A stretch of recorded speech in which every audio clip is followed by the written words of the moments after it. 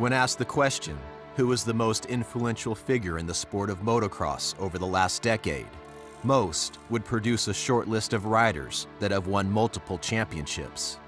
But one could argue that the actual answer is a former professional cyclist who ironically has never raced a motorcycle. His proponents say he trains racers into champions, and his critics say those he trained were already champions. When I look at 17 years I've been doing this, there's been other guys I've helped that have won championships, but not at the consistency ratio as those three. Regardless of opinion, Alden Baker has proved time and again that his program in Claremont, Florida simply works.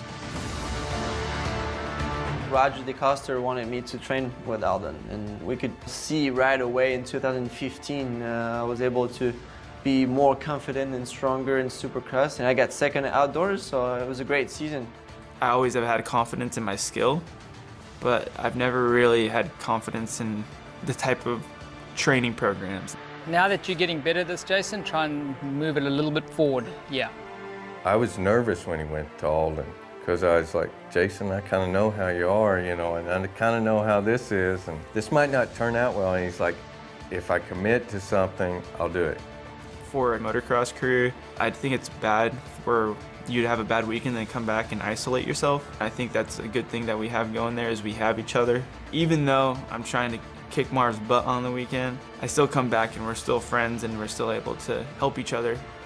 Well, the first thing when I look at a rider and I kind of get an idea of how much heart they have, because that's something I can't train.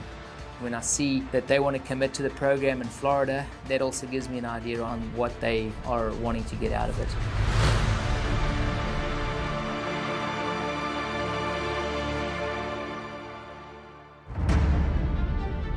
"2017 is possibly Alden's most challenging season.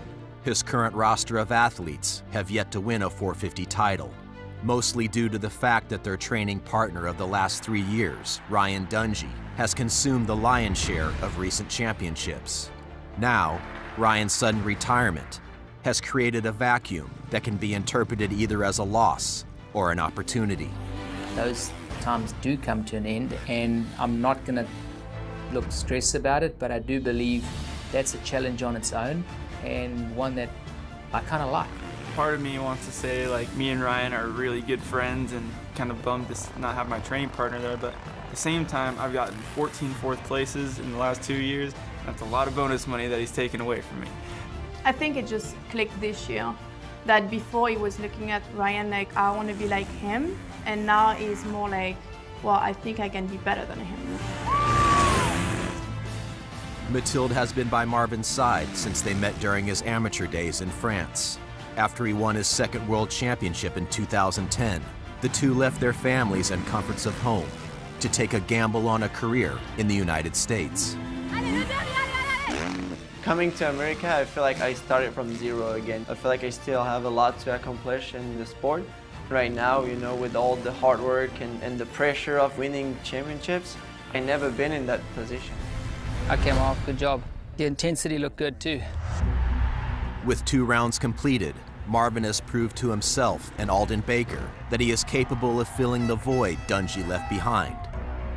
But for Jason, this season could not have started any worse. Just out of the start chute of the 450cc Moto #1. Not even a lap into the season opener, the roost at Hangtown split open Jason's eye, which resulted in 7 stitches and a 25-point deficit. That is big news. So Jason Anderson on his way in, he was definitely a contender. Although Jason was able to rebound at Glen Helen the following week with a 2nd overall, round 3 will be held at a venue that has plagued him throughout his career.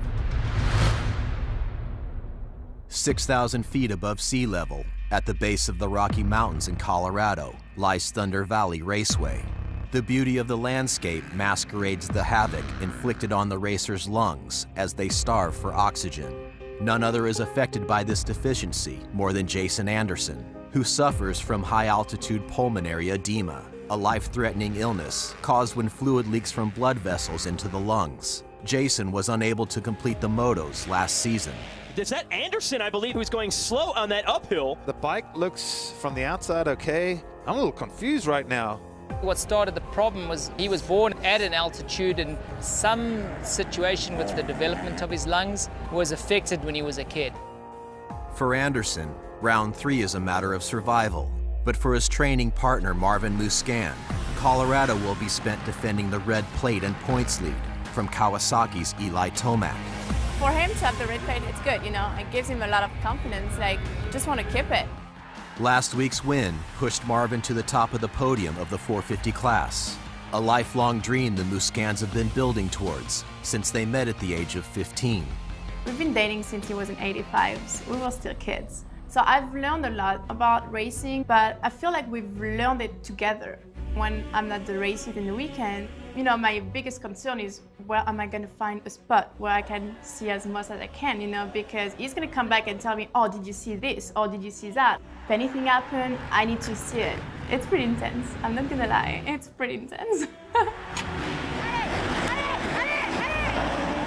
They are off and into turn number 1. Go, Mom. Go, go, go, go, go. Oh my goodness, bikes are everywhere. Marvin Musquin goes down and Baggett goes down. Musquin is in trouble, he's trying to regroup. Muscan is 26th right now. Great move there from Anderson. He just sliced and diced his way from about 6th into 3rd. Muscan has climbed to 15th. That is unbelievable. He's gained like 15 positions in about a lap and a half. And look who's caught Tomac now. Marvin Muscan, who was down on the ground in turn 1, has caught his championship rival. He's got it. He stays He's got low. the pass. What a crossover. Went from inside to outside. I would have never, ever imagined that Muscan would go from down on the ground in turn 1 to potentially adding more points to his points lead on Tomac. Stay on the track, Mom. Come on, that's not. Marvin's charge from 38th to 4th place in Moto 1 was among the most impressive 450 outdoor performances of his career. Super belle remontée de cœur. Là, c'est ça de marquer les gros points. Jason Anderson showed no signs of physical struggle with a career best finish at Thunder Valley in 2nd place. Good job, man. We knew that this one would be a tougher one. For Jason, I think, considering how things went last year here, a really impressive day. I think almost take it as a win. Marvin and Jason's performances were overshadowed, however, by the emergence of a new championship contender. Blake Baggett has fallen into obscurity in the last few years, but the former 250 motocross champion was the fastest rider in Moto 2 and became the day's overall winner. This has to be a dream day. Blake Baggett, his first ever 450 motocross overall victory. I think the coolest part about the whole sport is the ups and the downs. Came in the 250 and was somebody, and then it just kind of roller coastered right back off to just nobody again. And right now I've got things figured out, and we're climbing, we're up there. Baggett's closing points too. Well, we need to get back and regroup and We just gotta keep working. Yeah, Baggett was on it and was riding phenomenal, and it's good to see that, and I think it highlights how competitive that this class is, and we've got to be on our game every weekend, and we've got to make it work. Well, you know, we're leaving Thunder Valley today with a 2nd place overall. Gained 2 points on the championship. Usually Thunder Valley is not a good weekend for him, and he actually made it better than what we expected, so. After their journey to their California home, Sundays provide a brief retreat from racing and a rare opportunity for Marvin and Mathilde to preserve friendships and pieces of their culture 5,000 miles from their homeland. When we come home from the track, we always try to get some distractions. So tonight we're having some friends over, and I'm just preparing like roasted chicken with some potatoes and green beans, and I'm gonna make some apple pies. You know, it's pretty much the only dessert I can do with no sugar added. So hopefully Alden's gonna have some. Changing their diet to adhere to Alden's strict regimen pales in comparison to the challenges the Muscans have faced in their career. They have overcome the odds for the last 14 years by taking risks and living by the French saying, "Do not wait for the storm to pass. Instead, learn to dance in the rain."